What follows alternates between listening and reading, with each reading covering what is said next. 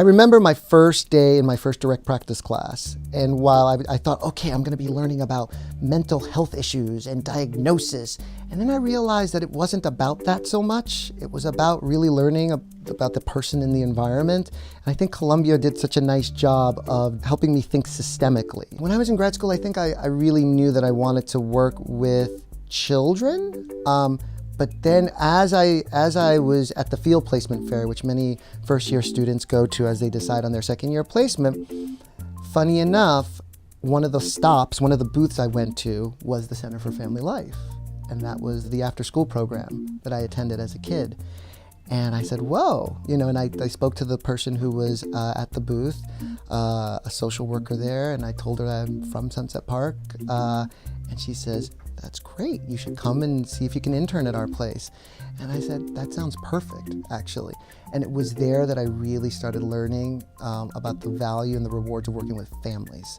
What sets us apart as a discipline is that person and environment perspective is always thinking systemically. And family therapy is about thinking systemically, thinking relationally.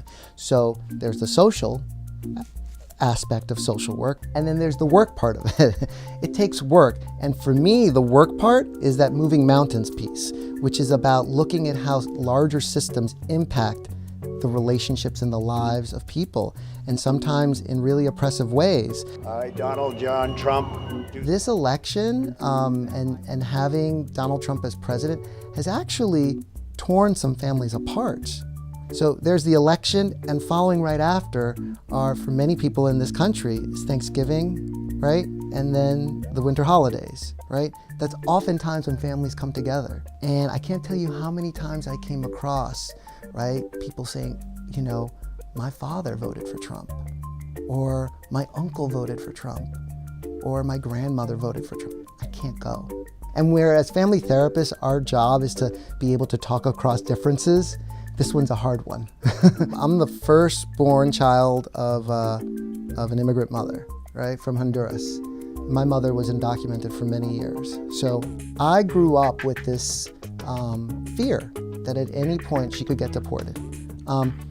As a kid, I didn't really know what the chances were exactly. I didn't know about immigration policy back then, but I was terrified. Now, in 1986, Ronald Reagan declared this amnesty, and she was able to get her permanent residence as a result. But now we're back to this place, right, where folks maybe had a sense that things were okay, and there was a path to gaining some sort of security. Now that's totally up in the air.